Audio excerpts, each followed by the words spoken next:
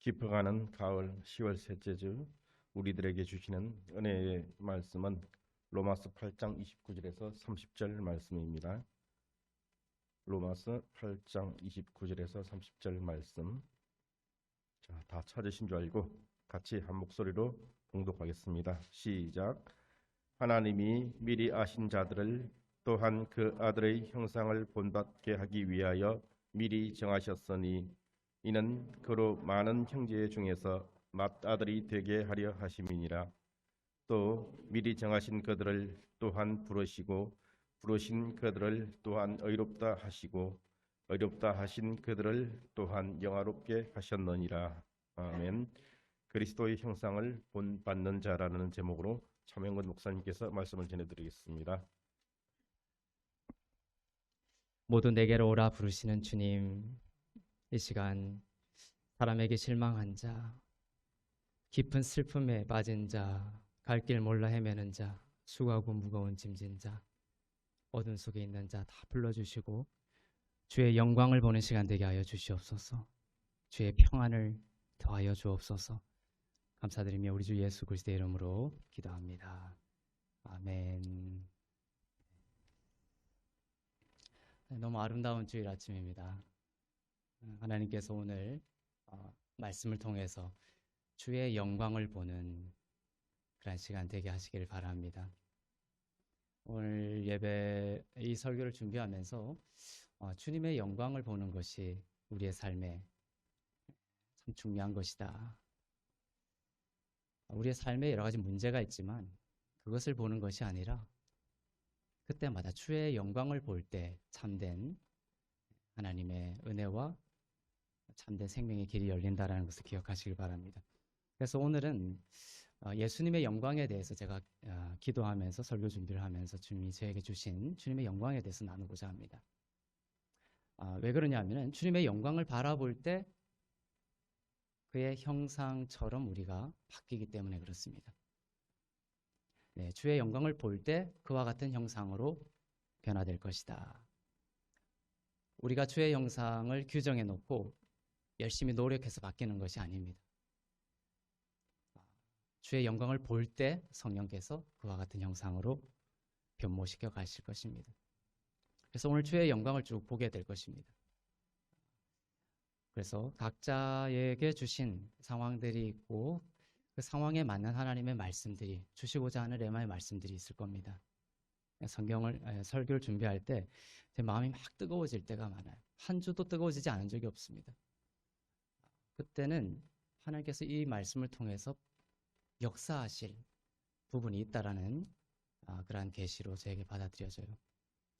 이번 주에도 선포되는 말씀 가운데 주님께서 그 상황 가운데 주시는 영광의 부분들을 여러분들이 바라보고 주의 형상을 따라 변모되는 귀한 시간 되기를 바랍니다.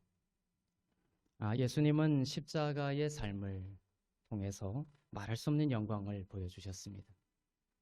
그 십자가의 자리가 너무나 영광스러운 자리죠. 그 영광 중에 하나는 예수님은 십자가에서 우리의 죄를 대신하시기 위해서 스스로 목숨을 내려놓으신 것입니다. 스스로. 예수님이 천사를 보내실 수도 있죠. 그런데 예수님이 친히 이 땅 가운데 오셨습니다. 천사를 보내시지 않으시고 너무나 감사한 일이죠. 그리고 십자가에서 돌아가실 때에도 누가 죽인 것이 아닙니다. 예수님 스스로 십자가에서 자기의 목숨을 내어 놓으셨습니다. 로마서 8장 3절을 보겠습니다. 시작. 율법이 육신으로 말미암아 연약하여 할 수 없는 그것을 하나님은 아시나니 곧 죄로 말미암아 자기 아들을 죄 있는 육신의 모양으로 보내어 육신의 죄를 정하사. 예수님이 친히 우리처럼 죄 있는 육신의 모양으로 오셨고 십자가에서 목숨을 내어 놓으셨습니다. 방금 말했듯이 누군가가 예수님을 죽인 것이 아닙니다. 스스로 내려놓으셨습니다. 우리의 죄 때문에 예수님이 죽으셨다라는 그러한 차원에서는 우리가 예수님을 죽인 것입니다. 하지만 십자가에서 로마 병정이 찔러서 죽인 것도 아니고 예수님 스스로 자기의 목숨을 내려놓으셨다. 인자는 머리 둘 곳이 없다 이런 말씀하셨죠. 머리를 둘 곳이 없다. 그때 쓰인 단어를 십자가에서 쓰세요. 그의 영혼을 내려놓으셨다. 스스로 그의 그 루아흐를 내려놓으시면서 죽으신 것입니다. 이것이 주님의 영광입니다. 요한복음 10장 18절을 보겠습니다. 시작. 이를 내게서 빼앗는 자가 있는 것이 아니라 내가 스스로 버리노라. 나는 버릴 권세도 있고 다시 얻을 권세도 있으니 이 계명은 내 아버지에게서 받아노라 하시니라. 내게서 빼앗는 자가 있는 것이 아니라 내가 스스로 버린다 말씀하십니다. 아무도 예수 그리스도를 죽일 수 없었습니다.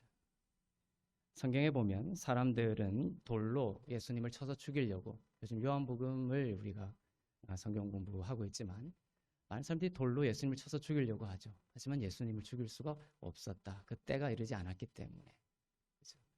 그래서 그 가늠한 현장에서 잡혀온 여인의 구절 그 다음에 보면 사람들이 예수를 돌로 막 치려고 하는데 예수님이 사람들 사이로 지나가셨다, 이런 구절이 나와요.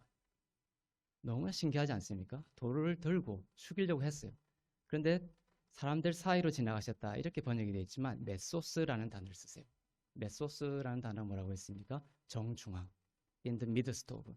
사람들 정중앙을 예수님은 당당하게 걸어가시면서도 돌에 맞지 않으신 거예요. 놀라운 주님의 영광이 아닙니까? 아무도 예수님을 죽일 수가 없었다는 것이 주님이 허락하지 아니하시면. 주님이 여러분을 붙들고 계십니다.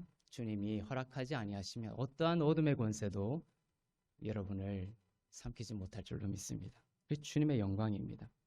예수님을 군사들이 잡으러 왔을 때 감람산에서 일어난 일도 마찬가지였죠.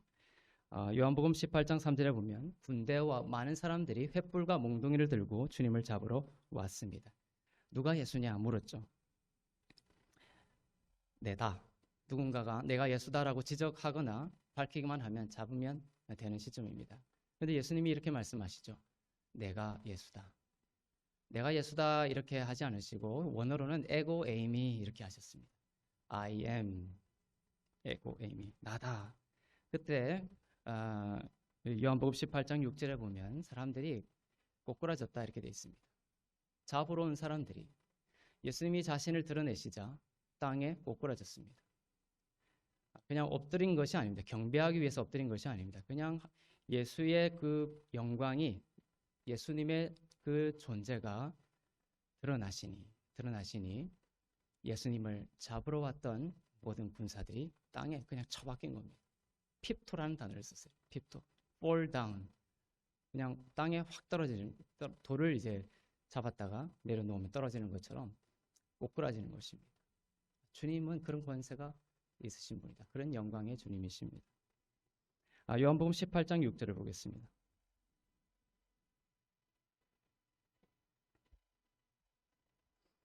네, 시작. 예수께서 그들에게 내가 그니라 하실 때에 그들이 물러가서 땅에 엎드러지는지라. 너무 신기하지 않습니까? 잡으러 온 사람들이 I am, 에고 에이미 밝히시니까 그냥 꼬꾸라진 것입니다. 여러분에게 어떤 문제가 있든지 그 문제를 여러분들이 해결하는 것이 아닙니다. 여러분의 삶 가운데 주의 영광이 선포되면 꼬꾸라지는 것입니다. 그런 원리예요. 주님이 내가 그니라 라는 말씀을 헬라어 원문으로 에고 에이미, 영어로는 I am이라고 했죠. 나는 세상의 빛이다. 나는 생명의 빵이다. 나는 부활이요 생명이다. 길이요 진리요 생명이다. 양의 문이다. 포도나무. 나는 참 포도나무다. 이렇게 할 때 다 에고 에이미로 시작을 하세요. I am이라는 뜻입니다. 이 에고 메이미는 신학적으로 아주 중요한 문장입니다.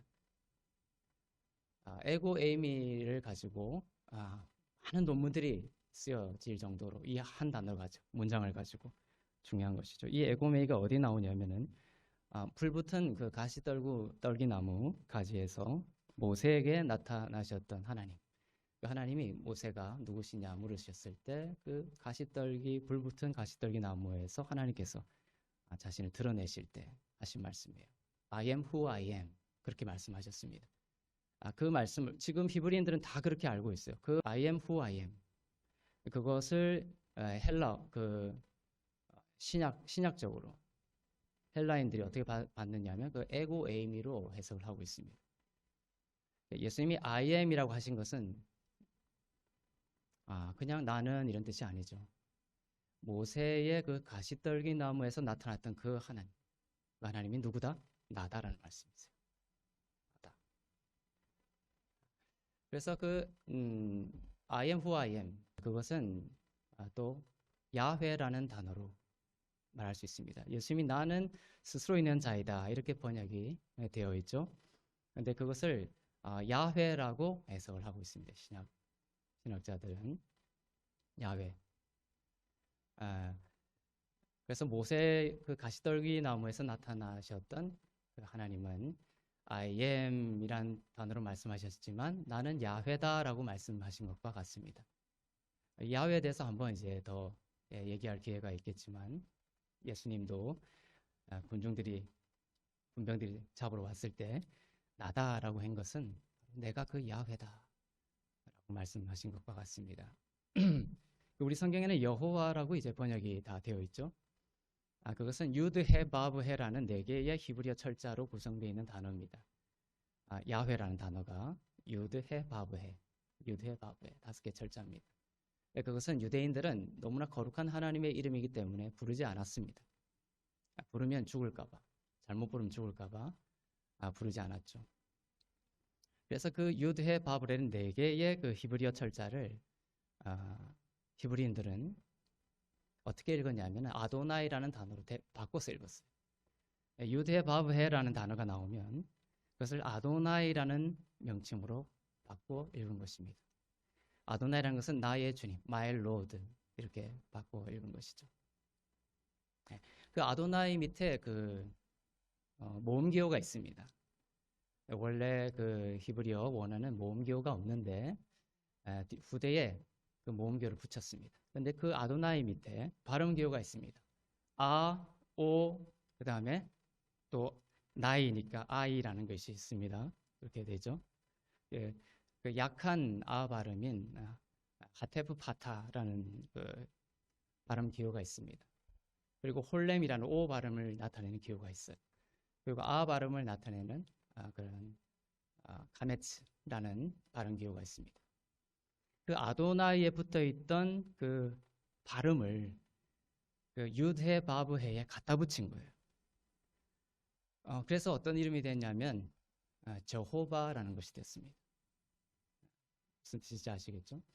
근데 그 저호바라는 것이 이제 대륙을 거치면서 우리나라에 들어오면서 어떻게 바뀌었냐면은 여호와로 바뀐 것이. 그래서 유드해 바브해라는 그 야훼라는 이름이 지금 여호와로 다 번역이 되어 있죠, 우리 성경에. 그래서 지금은 새 번역하는 곳에서는 여호와라는 단어를 쓰지 않고 야훼라는 단어로 번역을 하기 시작. 여호와라는 단어가 되게 원래 더 그 발음교에 맞는 발음이 아니었다라는 문제의식에서 비롯된 것입니다. 원래 야훼라는 단어가 더 유대 바벨을 나타내는 더 가까운 발음이라고 볼 수가 있습니다. 그래서 여호와 증인에서 그 여호와를 이제 가져가죠. 그래서 더 이제 그 여호와를 야훼로 여호와라는 이름을 버리고 우리는 야훼라는 유대 바브해가 나올 때 야훼라는 이름을 쓰자, 이런 움직임들이 일어나고 있어요, 지금. 그래서 여러분들이 뭐 여호와를 쓴다고 해서 제가 다른 말을 하는 것이 아니라, 제 말은 여호와보다는 야훼가 더 가까운 유대 바브라는 예수님을 나타낸 하나님의 이름에 가까운 발음이 될 것이다, 그렇게 생각이 듭니다. 그리고 이제 그 이단인 여호와 증인에서 이 여호와라는 이름을 가져가서 유일신의 이름으로 쓰고 있죠. 그래서 이 움직임들이 더 이제 일어나고 있는 것 같아요. 여호와 증인에서는 이 여호와를 유일한 하나님으로 알고 있죠. 그리고 예수님을 피조물로 취급합니다. 그렇지만 야훼라는 것은 예수님의 이름이에요. 하나님이신 예수님의 이름입니다. 그렇지만 여호와 증인에서는 이 여호와를 유일한 하나님이라고 해서 가지고 가서 예수님을 피조물로 화해서 이제 가르치고 있는 것이죠. 전 여러분들이 알아야 될 것은 이 야훼는 바로 예수님의 이름이다 라는 것입니다. 하나님이신 예수님의 이름이다. 네. 시간 예수님을 피조물로, 그 야훼를 읽을 때에 그 안에서 언약을 지키신 예수님의 이름으로 알지 아니하고 예수님을 야훼와 분리시켜서 피조물로 취급하고 있는 그 여호와 증인에 다니고 있는 분이 있다면은 그곳에서 나올 수 있기를 바랍니다. 주님의 은혜가 있기를 바랍니다. 야훼는 예수 그리스도의 이름이다라는 것이에요. 그래서 예수님이 에고의 힘이 나다라고 했을 땐 이 야훼 가시떨기 나무에서 나타나셨던 그 야훼의 이름이 선포됐을 때 군병들이 꼬꾸라진 것이다라는 것입니다. 주님의 허락 없이는 누구도 주님을 잡을 수 없었고 죽일 수 없었습니다. 이 영광을 바라보시길 바랍니다. 성도 여러분은 하나님이 성도에게 주신 영광과 권세를 이 영광을 바라볼 때 깨달을 수가 있는 거예요. I am이라고 되어 있죠. I am. 예수님이 I am 했을 때 꼬꾸라졌습니다. 그럼 우리는 그것을 어떻게 읽는다고요? 주님이 I am 했을 때 어둠이 꼬꾸라졌죠. 우리가 선포할 때는 우리는 그리스도 안에 있는 자예요. 예수님이 야훼이기 때문에 나는 야훼 안에 있는 자가 된 거예요. 그래서 예수님이 I am 했을 때 꼬꾸라진 것처럼 우리도 I am in Christ라고 선포할 때 꼬꾸라진 거예요. 어둠들이. 아시겠죠? 예수님의 영광을 바라볼 때 나의 위치가 발견되죠.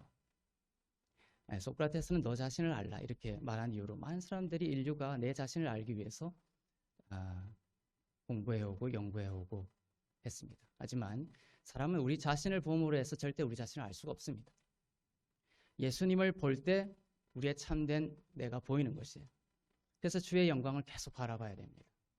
예수님을 볼 때 이제 우리가 어떻게 발견되어지는 거예요? In Christ, 예수 안에 있다는 내가 누군가가 정확하게 파악이 되는 것이에요. 그래서 주님을 보지 아니하고 나 자신은 절대로 알 수 없다라는 것입니다. 주님은 스스로 십자가에 오르셨습니다.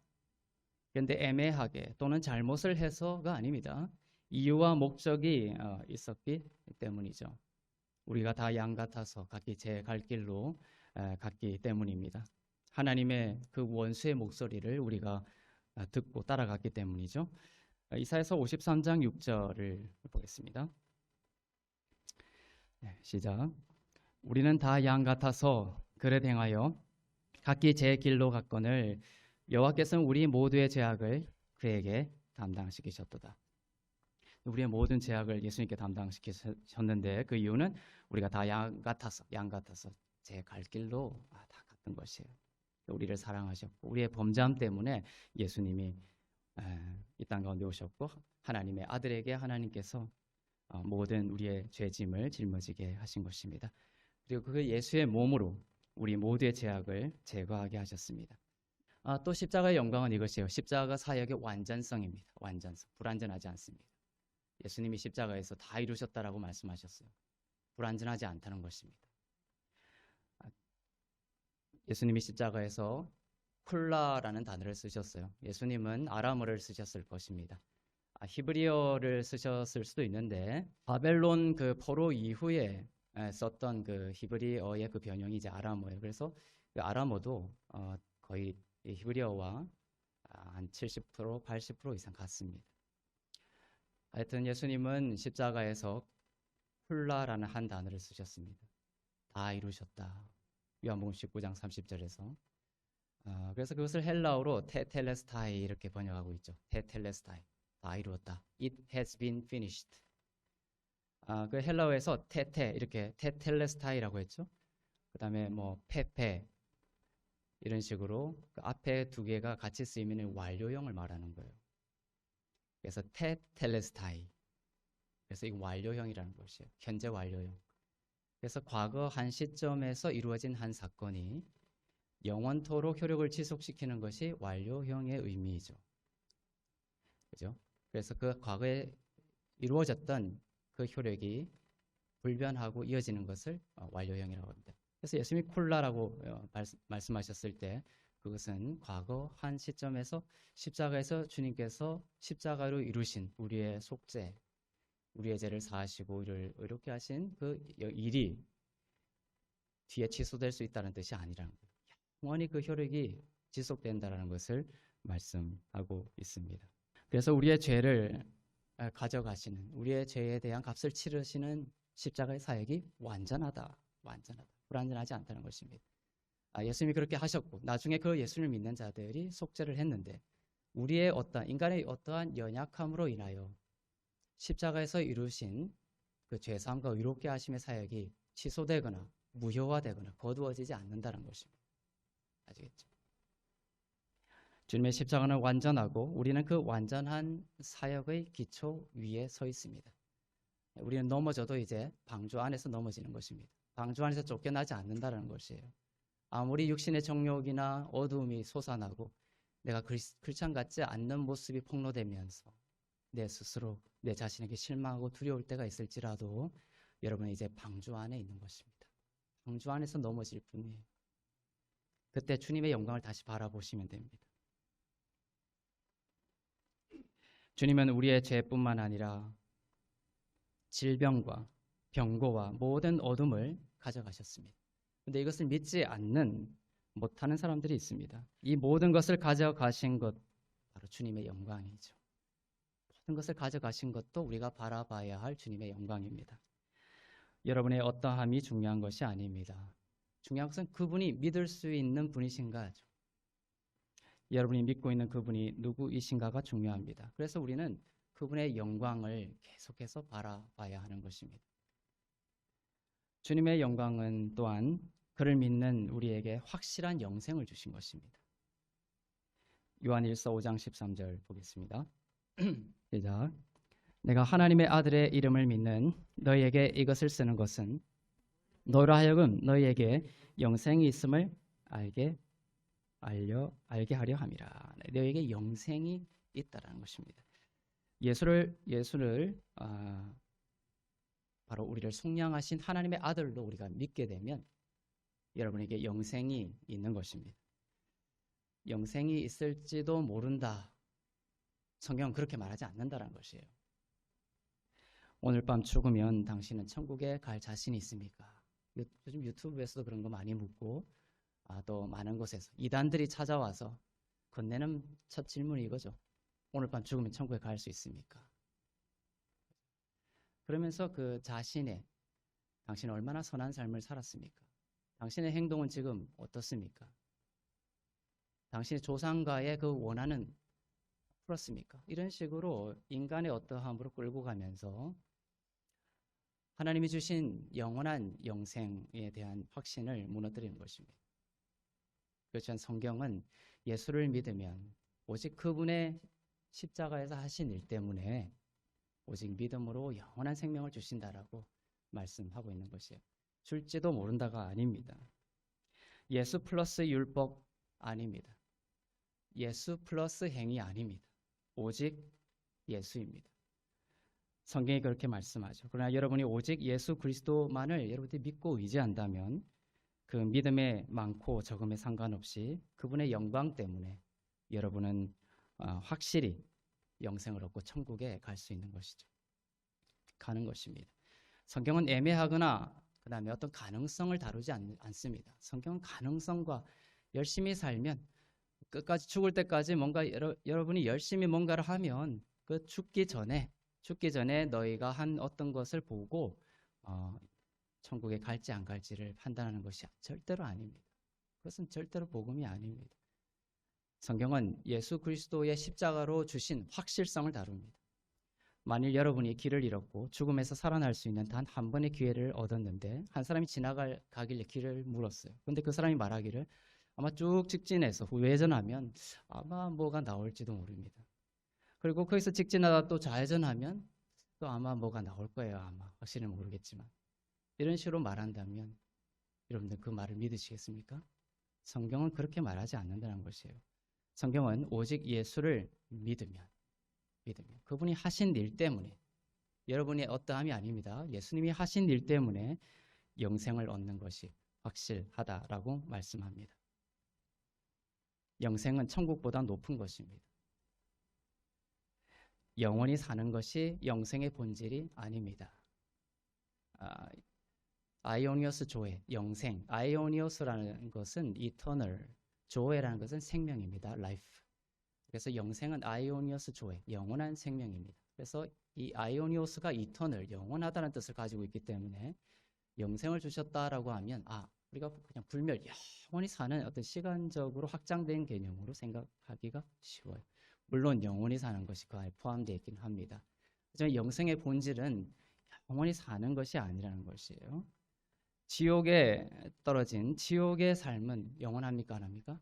영원하죠. 그래서 영원하다는 것이 영생의 본질이라면 지옥도 영생이죠. 그죠? 그래서 영생이라는 것은 바로 하나님의 생명이고, 영생의 본질은 하나님과 그 아들 예수 그리스도를 알아가는 것을 영생이라고 합니다. 그래서 오늘 예수 믿으면 이제 영생의 삶이 시작이 되는 것이에요. 영생을 얻었고 영생에 깊어지는 것입니다. 요한복음 17장 3절을 보겠습니다. 시작. 영생은 곧 유일하신 참 하나님과 그가 보내신 자 예수 그리스도를 아는 것이니라. 그죠? 영생은 예수 그리스도를 아는 것이 영생입니다. 그래서 지금 여러분이 설교를 들으면서 영생을 누리고 있는 거예요. 하나님의 생명을 받고 있는 것입니다. 이것이 그냥 흩어지거나 사라지는 것이 아니라 여러분의 영과 혼과 육의 생명으로 나타나게 되는 것입니다. 그리스도를 아는 것으로 여러분은 영생을 이 땅에서 살고 또 영원히 또 주님과 함께 살게 될 것입니다. 우리가 바라보는 주님의 영광은 또한 우리를 영광에 이르도록 하는 영광입니다. 우리는 믿음으로 의롭다 하심을 얻어 구원에 이르지만 주님은 우리가 단지 구원에, 거듭남의 구원에 그치는 것이 아니에요. 그것도 세상이 줄 수 없는, 어떤 세상도 줄 수 없는 영광입니다. 거듭난 것. 하지만 하나님은 생명을 주시고 더욱 풍성하게 주시기를 원하세요. 그 거듭남의 구원뿐만 아니라 계속해서 우리의 영혼을 영과 혼과 육을 구원하셔서 영광에 이르도록 하시는 은혜가 있다는 것입니다. 로마서 5장 1절부터 2절을 보겠습니다. 시작. 그러므로 우리가 믿음으로 의롭다 하심을 받았으니 우리 주 예수 그리스도로 말미암아 하나님과 화평을 누리자. 또한 그로 말미암아 우리가 믿음으로 서 있는 이 은혜에 들어감을 얻었으며 하나님의 영광을 바라고 즐거워하느니라. 믿음으로 의롭다 하심을 받았으니 1절에 말하고 있죠. 그리고 그것이 2절에서 어디까지 이루고 있습니까? 하나님의 영광을 바라고 즐거워하게 하신다. 그래서 이제 믿음으로 의롭다 하심, 그것으로 여러분을 거듭나게 하셨습니다. 그리고 여러분을 이제 주님을 만날 때까지 영광에 이르도록, 그 영광에 이르는 삶을 통하여 즐거워하는 삶을 살도록, 주님을 즐거워하는 삶을 살도록 인도하실 것입니다. 근데 그 기초는 항상 믿음으로 의롭다 하심을 받았으니, 사단도 영광에 이르지 못하도록 하는 방법은 믿음으로 의롭다 받는 것이 아니다라고 잠수함으로써 무너뜨리는 거예요. 항상 그 기초를 든든히 강건하게 굳건하게 잡으셔야 합니다. 여러분은 믿음으로 의롭게 되었다는 고백을 하며 주님을 바라보고 또 그렇게 하시는 여러분을 하나님은 하나님의 영광에 들어가도록 하십니다. 우리들은 의로움을 통해 거듭나고서도 여전히 죄를 짓지만 이제 성도 여러분은 육 안에 있지 않고 영 안에 있습니다. 영 안에 있는 자입니다. 여러분은 영에 속한 자입니다. 정체성입니다. 구습이라는 육신의 정욕이 생생하게 느껴지고 여러분을 유혹하고 괴롭히지만 그것은 여러분의 정체성이 아닙니다. 구습일 뿐입니다. 십자가의 그 옛사람은 십자가에서 예수 그리스도와 함께 못 박혀 죽었습니다. 일어나고 있는 그 육신의 정욕과 어두움은 다 구습이라는 것이에요. 큰 종을 치면 그 종이 멈춘 뒤에도 울림이 계속되는 것과 같아요. 6,000년 동안, 몇천 년 동안 옛 자아가 우리 주인 노릇을 하고 있었습니다. 우리의 옛 남편이 소리 지르고 있었어요. 근데 그 옛 남편이 죽고서도 그 큰 거대한 몇천 년의 종이 멈추고 나서도, 십자가를 멈추고 나서도 그 울림이 지속되고 있는 것이 구습이라는 거예요. 그 구습을 보면서 내가 여전히 옛 남편과 살고 있구나, 내가 여전히 옛 자아와 살고 있구나, 이렇게 생각해서는 안 된다는 것이에요. 구습이란 거. 그러면서 그것을 느낄 때마다 나의 옛 자아가 십자가에 못 박혔고 이것은 그 옛 자아의 구습이구나, 이것이 나의 정체성이 아니구나, 내가 이겨내려고 힘쓰는 것이 아니라 새로운 정체성을 내가 바라보면 그 구습이 쫓겨나는 것입니다. 아시겠죠? 여러분은 영 안에 있는 자입니다. 그 뜻이 살아난 자입니다. 육 안에 있다라는 것은 하나님의 생명, 즉 조회가 없다는 것이죠. 생명이 없다는 것입니다. 그러나 여러분이 영 안에 있다라는 것은 여러분 안에 하나님의 생명, 즉 조회라는 영생이 있기 때문에 하나님은 여러분을 하나님의 영광으로 영광스럽게 하실 것입니다. 영 안에 있는 자이기 때문에 여러분이 영 안에 있는 자이기 때문에 하나님이 영광으로 인도하실 거예요. 영광 받으신 첫사람은 죽음에서 부활하신 예수 그리스도이십니다. 이제 여러분은 타락한 첫사람 아담의 자손이 아닙니다. 첫사람 아담의 그 무리에서 여러분은 벗어난 사람이에요. 영광 받으신 첫사람이신 예수 그리스도의 자손이고 자녀입니다. 우리를 영광스럽게 하신다라는 약속의 말씀은 이제 믿는 여러분이 닮게 될 형상이 부활하신 예수 그리스도라는 것을 의미합니다. 여러분은 부활하신 예수 그리스도를 닮아가게 될 것입니다. 그래서 우리를 기다리고 있는 영광 중에 하나가 몸의 부활이죠.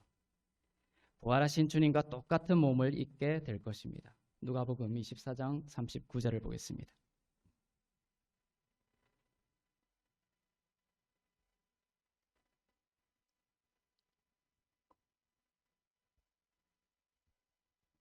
시작. 내 손과 발을 보고 나인 줄 알라. 또 나를 만져보라.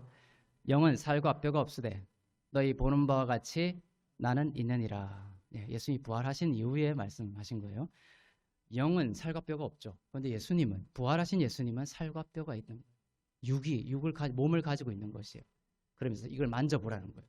그리고 너희가 죽고 나를 다시 만날 때 있게 될 영광의 몸이 이것과 똑같은 것일 것이다 말씀하시는 거예요. 다락방의 문을 다 걸어 잠그고 있을 때 이렇게 예수님이 그 몸으로 통과해 버렸어요.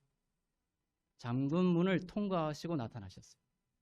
그러니까 시공간에 제한을 받지 않는 몸이죠. 제자들에게 이 말씀을 하시고 또 천정을 뚫고 올라가세요.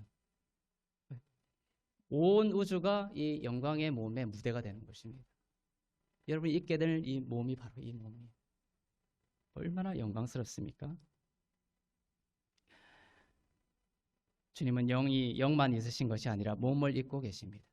여러분이 이제 주님이 재림하시고 다시 예수님을 만나게 될 거예요. 하나님 우편에 계신 예수님을 얼굴과 얼굴을 대하여 보게 될 것입니다. 근데 그 예수님은 영만 있는 예수님이 아니라 이 몸을 가지고 하나님 우편에 계시다는 것이에요. 우리가 다른 점이 있다면 뭐라고 했죠? 못자국, 손과 발에 못자국이 있는 것이죠.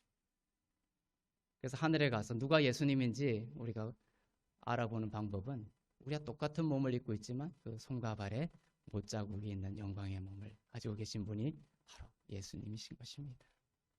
여러분을 내가 너를 이렇게 사랑했다라는 증거예요. 지금 예수님은 제자들에게 나타나셨던 그 부활의 몸을 가지고 하나님 우편에 앉아 계십니다. 우리는 장차 예수님을 영으로 만나는 것이 아니라 부활한 몸을 입고서 똑같은 부활의 몸을 가지고 예수님을 만나게 될 것입니다. 그래서 이렇게도 말할 수가 있는 것이 신학적으로 예수님은 사람으로서 하나님 우편에 앉아 있다는 거죠. 그렇게 생각해 보셨습니까? 그래서 예수님은 인자라는 말을 자꾸 쓰시는 거예요. 하나님이시면서도 사람으로서 앉아 계신 거예요. 그래서 우리의 긍휼을 우리가 사람이 이 땅 가운데 주님을 만나기 전까지 당하는 고통과 눈물과 탄식을 누구보다도 잘 알고 계세요. 왜냐하면 하나님 우편에 하나님이시지만 또한 사람으로 앉아 계시기 때문에 그렇습니다. 빌립보서 3장 21절 보겠습니다. 시작. 그는 만물을 자기에게 복종하게 하실 수 있는 자의 역사로 우리의 낮은 몸을 자기 영광의 몸의 형체와 같이 변하게 하시리라. 그죠? 우리의 낮은 이 썩어질 몸을 자기 영광의 몸, 그 몸의 형체와 같게 변화시켜 주실 것이라는 것이에요. 우리의 낮은 이 썩어질 몸을 말이죠. 우리는 거듭났을 때 영으로서는 부활했습니다. 남은 것은 여러분은 완전한 부활을 경험했는데 단 하나 빼고 여러분 부활한 자입니다. 일단 단 하나의 부활을 남겨놓고 있습니다. 그것이 바로 몸의 부활입니다. 장차 올 부활은 이 몸의 부활만을 말하는 거예요. 아시겠죠? 질병 가운데 있는 자들, 육신의 고통 가운데 있는 자들, 이 시간 소망을 가지시길 바랍니다. 이 땅에서도 우리가 믿음으로 의롭다 하심의 이 기도와 선포를 통해서 우리가 치유도 경험하고 회복도 경험하지만 불완전합니다. 하지만 완전한 치유가 기다리고 있습니다. 영광의 몸을 입게 될 때. 우리의 시간은 영원한 시간, 영생을 부활한 자가 되면서 우리의 시간은 영원한 시간까지 확장돼 버렸어요. 그래서 예수님이 나를 믿는 자는 반드시 낫는다라고 했을 때 그것은 참이에요, 거짓이에요? 참인 것이에요. 왜냐하면 이 땅의 시간 동안은 불완전한 치유를 경험할지 모르지만 우리가 육신의 몸이 무너졌을 때 영광의 몸을 입고 더 이상 아프지 않고 더 이상 눈물이 없는 그러한 몸을 입게 될 것이기 때문에 믿는 자가 가진 그 영원한 시간, 아이오니오스 조회라는 시간 속에서는 반드시 예수의 이름으로 치유된다는 말이 참이 된다는 것입니다. 아시겠죠? 그래서 사람들이 예수님이 반드시 낫는다고 했는데 왜 안 낫고 죽었지? 그것은 이러한 인간적인 관념으로 제한하기 때문에 그렇죠. 하지만 주님은 우리의 시간을 확장시키시고 영광의 몸을 준비시키시면서 나를 믿는 자는 반드시 치유받을 것이다 말씀하시는 거예요. 로마서 5장 3절을 보겠습니다. 시작. 다만 이뿐 아니라 우리가 환난 중에도 즐거워하나니 이는 환난은 인내를. 이 말씀처럼 주님의 영광은 또한 믿는 성도들이 환난 중에 있더라도 즐거워할 수 있도록 인도하십니다. 환난 중에도 즐거워하게 하시는 그리스도의 영광입니다. 믿는 자들은 물론 주님 한 분만으로도 충분하기 때문에 환난 중에서도 즐거워합니다. 그러나 주님은 또한 믿는 자들 가운데 이 모든 것이 환난이 있더라도 이 모든 것이 믿는 자들 가운데 협력하여 선을 이루도록 하시는 영광의 주님이라는 것이에요. 환난이 있지만 여러분에게 닿지 않을 것입니다.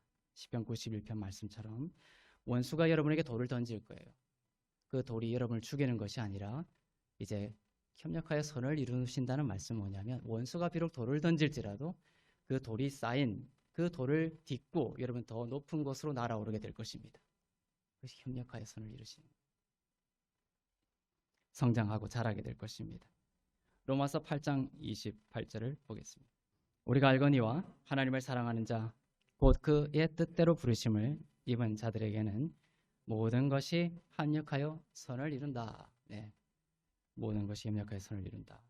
합력하다라는 헬라어는 수네게오입니다. 순과 네게오가 합쳐진 단어예요. 그래서 work together 이런 뜻입니다. 수네게오, work together, 시너지를 만든다는 것입니다. 좋지 않은 일도 있겠지만 합력하여 선을 이루게 될 것입니다. 큰 어려움, 작은 어려움, 큰 문제, 작은 문제들이 있겠지만 하나님 말씀하세요. 그 모든 내가 모아서 선을 이루도록 내가 일할 것이다. 그래서 여러분이 어려움이 여러분에게 닥치면 이 어려움으로 내가 죽겠구나 이렇게 생각하지 마십시오. 하나님의 이 말씀을 믿고 하나님께서 선한 일을 내 삶 가운데 더욱 이루시겠구나. 그렇죠? 여호수아와 갈렙이 했던 그 말이죠. 저 원수들은 이제 내 밥이다. 그것을 나의 적으로 해석하지 않고 주님께서 하실 일들을 바라보니까 나에게 오는 어려움과 그 아말렉의 그 거대한 거인과 같이 거대한 그 적들이 뭐라고 해요? 나의 양식이다라고 보게 되는 것이에요. 어려움이 오면 무너지지 마십시오. 이것은 주님께서 내게 주시는 양식이다. 내가 이것을 먹고 더욱더 성장하게 될 것이다. 주님께서 그런 믿음을 더하시길 바랍니다. 요셉은 형제들에게 팔려 애굽으로 갔죠. 보디발의 아내의 함정에 빠져서 감옥에 갇혀서 수년을 살아야 했습니다. 많은 어려움을 겪었습니다. 그러나 하나님이 이러한 나쁜 일들이 일어나게 하신 것이 하나님이 하신 일이 아니에요. 원수의 공격이고 하지만 하나님께서는 요셉에게 일어난 이 모든 일들을 협력하여 요셉을 위해 선을 이루게 하셨습니다. 실패와 절망의 시간들을 모아서 work together. 하나님께서 요셉을 위해 좋은 열매를 맺게 하셨습니다. 합력하여 선을 이루게 하시는 하나님의 일은 바로 믿는 자에게만 해당된다고 했습니다. 누구라고 되어 있습니까? 우리가 알거니와 하나님을 사랑하는 자 이렇게 되어 있죠. 하나님을 사랑하는 자, 그 뜻대로 부르심을 입은 자들에게 주시는 약속입니다. 그럼 나는 하나님을 사랑하지 않는 것 같은데요. 이렇게 말해서는 안 됩니다. 이 표현은 뭐냐면 거듭난 자는 다 하나님을 사랑하는 자예요. 하나님을 사랑하는 자는 바로 거듭난 자를 말합니다. 거듭난 자는 모두 주를 사랑하는 자입니다. 너희 중에 90% 나를 사랑하는 자는 협력하여 서로를 이룰 것이다. 이렇게 하지 않습니다. 거듭난 모든 믿는 자에게 주시는 하나님의 약속입니다. 이 구절도 나오죠. 그의 뜻대로 부르심을 입은 자입니다. 그 뜻대로 부르심을 입은 자에게는 모든 것이 합력하여 선을 이룰 것이다 말씀합니다. 그의 뜻대로 부르심을 입은 자 역시 거듭난 자이죠. 거듭난 자들은 모두 부르심의 목적이 있습니다. 우리 에베소서 1장 17절부터 19절을 보겠습니다.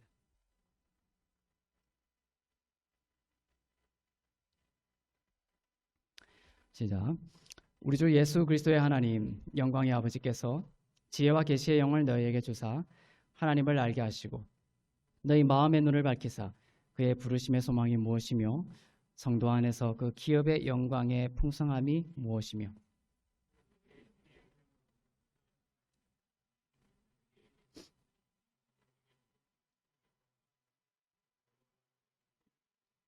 아멘. 여기 너희 마음의 눈을 밝히사 그의 부르심의 소망이 무엇이며 마음의 눈을 밝히사 우리의 부르심의 소망을 알게 하신다는 거예요. 그래서 거듭난 자라면 바로 여러분을 부르신 부르심의 소망에 대해서 깨어 있어야 하는 것입니다. 여러분만이 할 수 있는 부르심이 있습니다.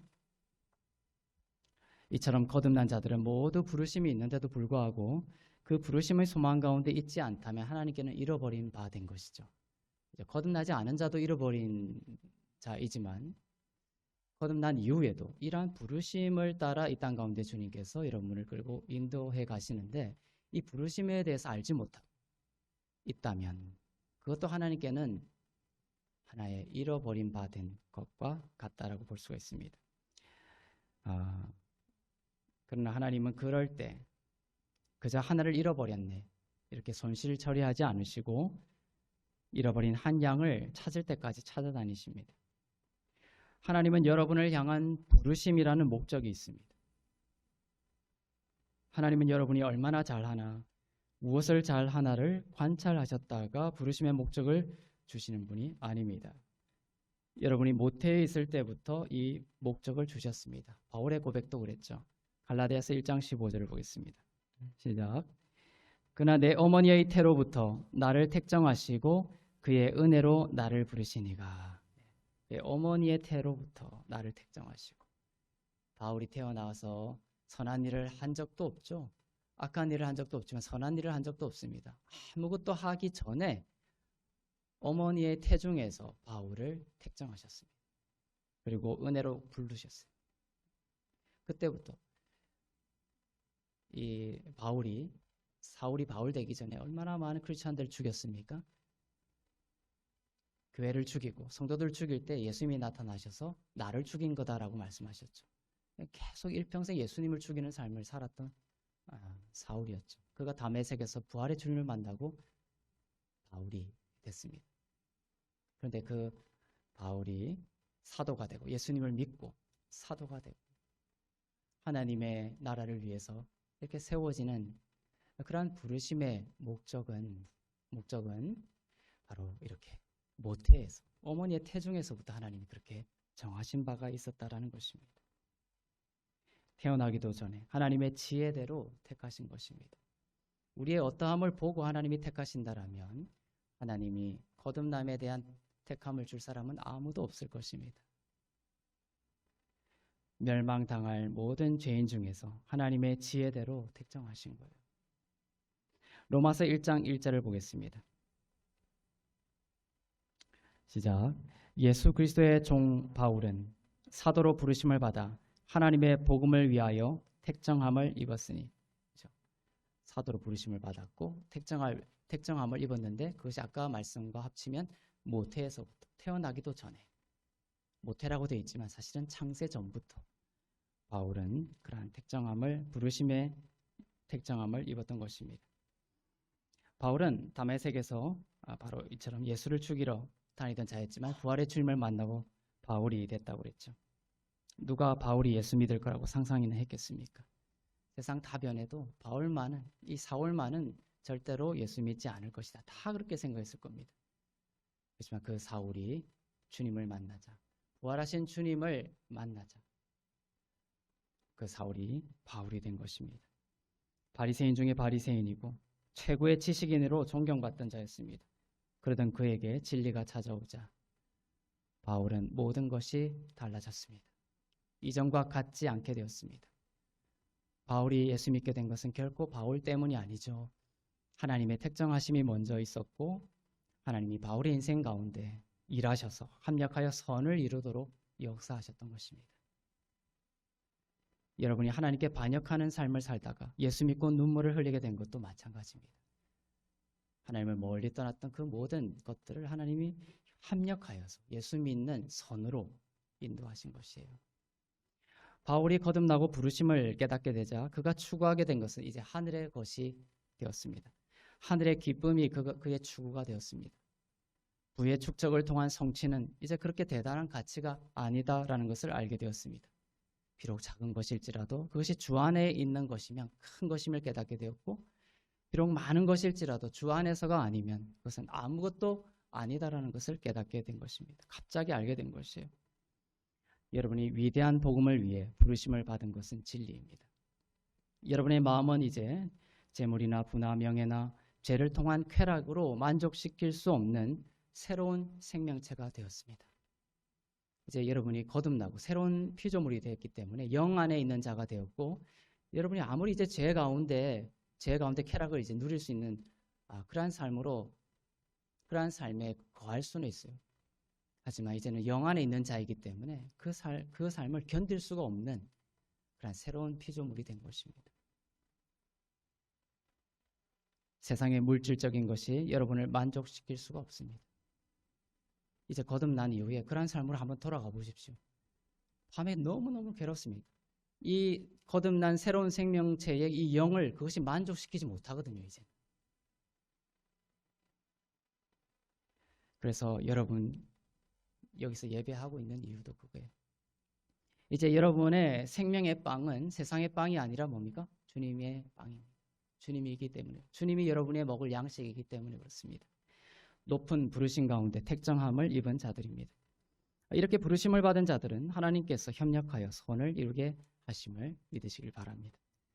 바울처럼 사도로 부르심을 받기도 하고 우리는 각자 그 은사와 기질과 하나님의 뜻 가운데 부르심이 다양하지만 제가 지금 말씀드리고 싶은 것은 모든 믿는 자들에게 공통된 부르심이 있다는 것입니다. 로마서 8장 29절부터 30절 말씀입니다. 29절에 보면 그의 아들의 형상을 본받게 하려는 하나님의 목적이 나옵니다. 부르심의 목적이 나옵니다. 시작. 하나님이 미리 아신 자들을 또한 그 아들의 형상을 본받게 하기 위하여 미리 정하셨으니 이는 그로 많은 형제 중에서 맏아들이 되게 하려 하심이라. 또 미리 정하신 그들을 또한 부르시고 부르신 그들을 또한 의롭다 하시고 의롭다 하신 그들을 또한 영화롭게 하셨느니라. 이 고리가 끊어지지 않습니다. 인간의 어떠함으로. 그것을 성도의 견인이라고 합니다. 주님이 미리 정하심이 먼저입니다. 그런 자들은 반드시 하나님이 부르시고 부르신 자를 의롭다 하시고 의롭게 하신 자를 영화롭게 인도해 가신다는 것이에요. 미리 아신 자들을 아들의 형상을 본받게 하기 위하여 미리 정하셨다. 뭐 하기 위해서요? 아들의 형상을 본받게 하기 위해서. 아들의 형상을 본받는 것이 바로 모든 성도들에게 주신 공통된 부르심의 목적입니다. 여러분은 하나님의 형상으로 지음 받은 자였죠. 하나님이 창세기에 보면 사람을 지을 때 우리의 형상대로 사람을 짓자 이렇게 해요. 하나님의 형상대로 지음을 받았어요. 근데 첫사람 아담의 타락으로 인하여 우리가 하나님의 형상에서 멀어진 자가 됐습니다. 로마서에 보면 그것을 영광에서 멀어진 자라고 되어 있습니다. 영광에서 떨어진 자라고 표현하고 있죠. 이제 그리스도 예수 안에서 여러분을 택정하시고 예수 그리스도의 형상을 다시금 닮아가고 회복하는 그러한 영광을 하나님께서 주시며 여러분 가운데 일하고 있음을 믿으시길 바랍니다. 주님은 나병 환자에게 아름다움을 주셨습니다. 이제 하나님은 이러한 나병 환자에게 아름다움을 주신 이 그리스도의 형상을 여러분들이 본받게 하실 것입니다. 오병이어 작은 것이지만 주님이 안수하셨죠. 그럴 때 굶주린 그 5천 명을 먹이고도 남게 하셨습니다. 이 영광을 계속 바라보세요. 그러면 이 주님의 영광이 여러분의 그 아들의 형상을 본받는 것이거든요. 근데 우리의 힘으로 본받는 것이 아니라 주님이 그 오병이의 기적을 베푸신 주님의 영광을 계속 바라보면 그 영광과 능력과 권세가 여러분에게 흘러온다는 것입니다. 여러분이 그 영광을 바라보면서 안수할 때에 병든 자가 치유받고 어둠 가운데 있는 자가 희락과 기쁨 가운데 살아나는 영광을 맛보게 된다는 것입니다. 예수님은 무리들을 보시고 불쌍히 여기셨고 바울은 그리스도의 형상을 본받아 믿지 않는 자들을 향한 오래 참으심을 본받았습니다.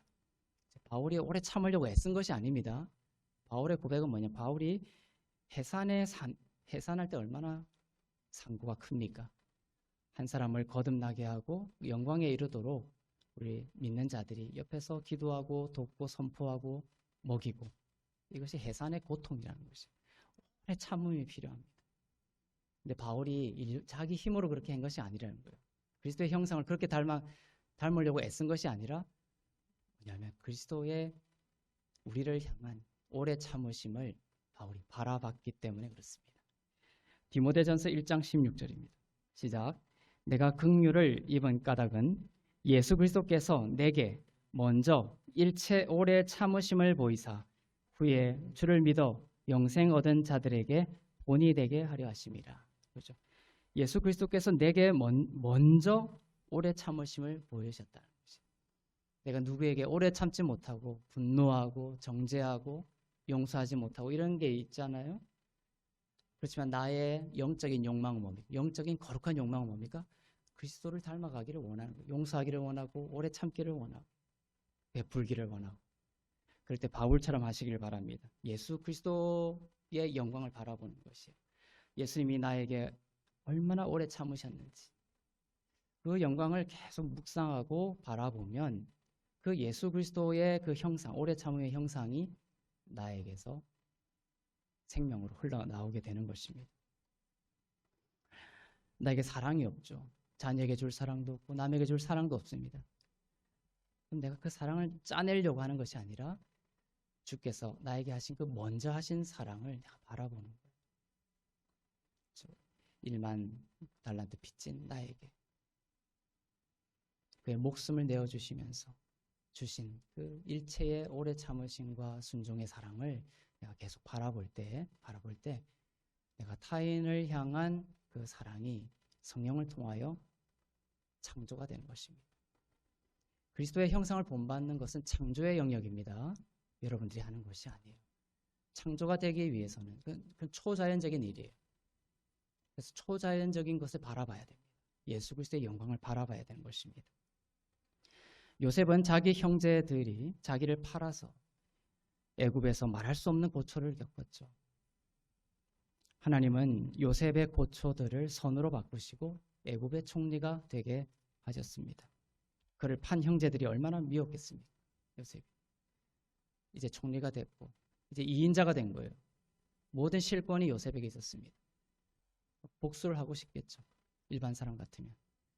하지만 요셉은 복수하지 않고 용서했던 것이에요. 창세기 50장 20절을 보겠습니다. 시작. 당신들은 나를 해하려 하였으나 하나님은 그것을 선으로 바꾸사 오늘과 같이 많은 백성의 생명을 구원하게 하시려 하셨나니. 이렇게 용서한 거예요.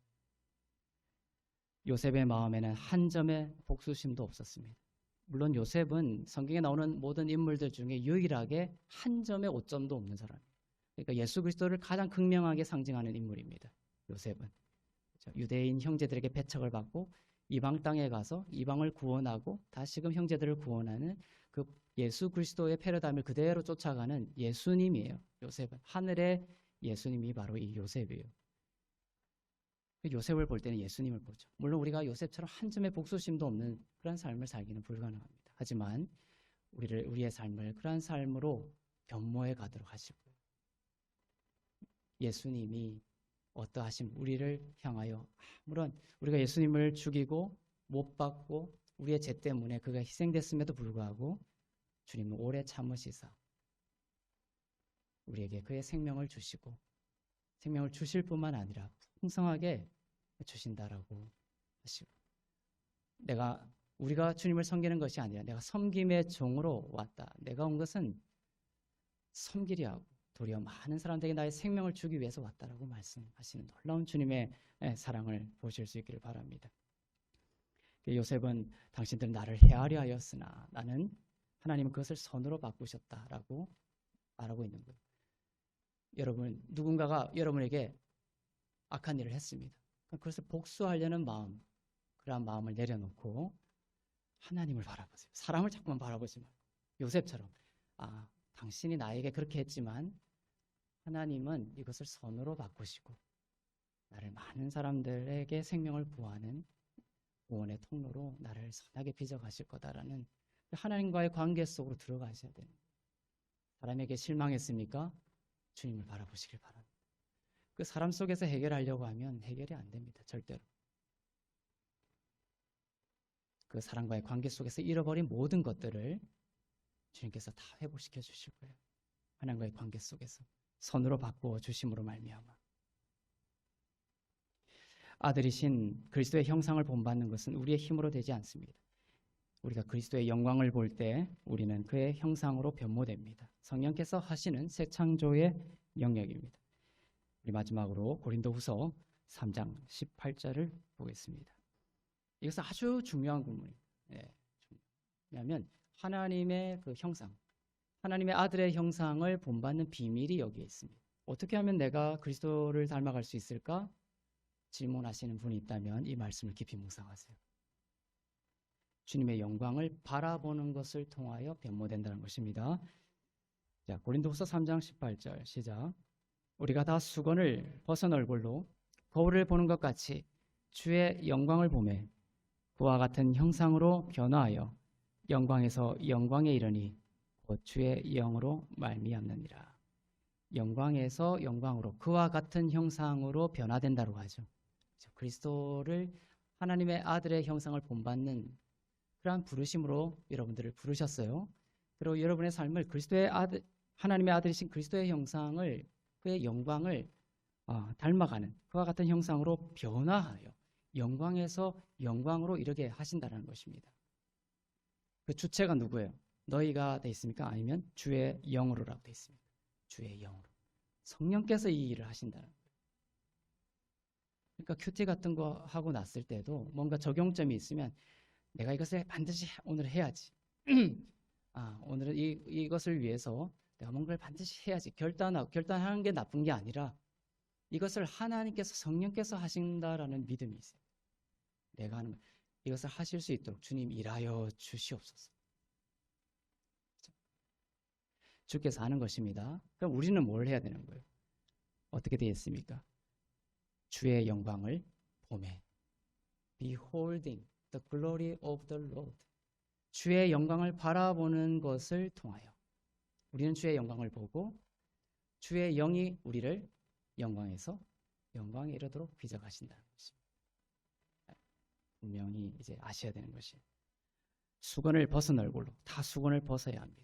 율법의 이 수건은 신학적으로 율법을 말합니다. 율법의 수건을 벗어야 되는 것이죠. 율법 아래에서 인본주의로 나의 힘으로 하려고 하는 여기서 걸어 나오시고 우리는 주의 영광을 바라보는 자리로 다시 가야 하는 것입니다. 예수 그리스도의 영광을 은혜의 말씀 가운데, 설교 가운데, 또 기도 가운데 계속 바라보아야 합니다. 그때 그와 같은 형상으로 변화되어 영광에서 영광에 이르게 됩니다. 우리의 힘으로가 아닌 주의 성령으로 일하십니다. 주님이 무리를 걸어오실 때 초자연적인 일이죠. 갈릴리 무리를 주님이 걸어오셨습니다. 그와 같은 형상으로 우리가 어떻게 변화됩니까? 우리가 어떻게 무리를 걸을 수가 있습니까?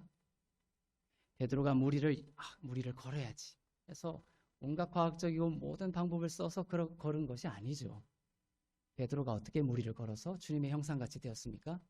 주님의 영광을 바라본 것입니다.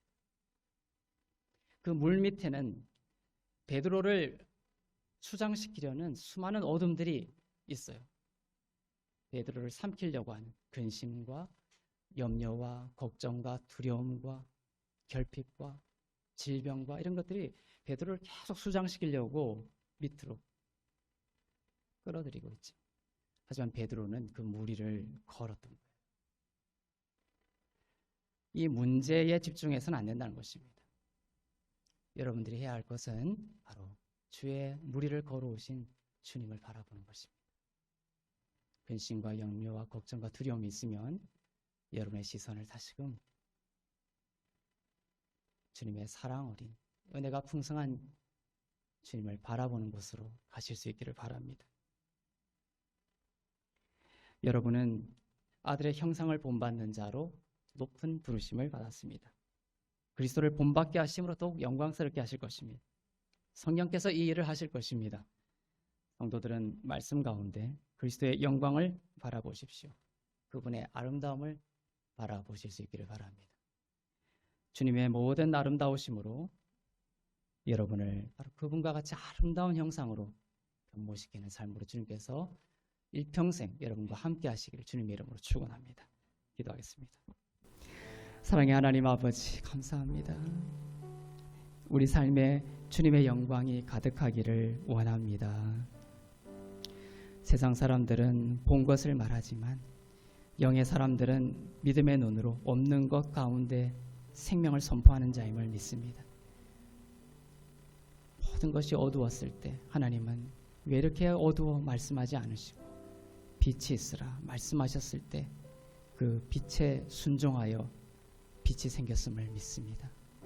우리의 삶 가운데, 우리의 자녀의 삶 가운데에서도 모든 것이 무너져 있는 것 같지만 이 시간 믿음을 가지고 선포합니다. 나의 삶 가운데 빛이 있을지어다. 나의 자녀 가운데 빛이 있을지어다. 그리스도의 형상을 본받게 될 줄로 믿습니다. 세상의 영광은 먼지와도 같습니다.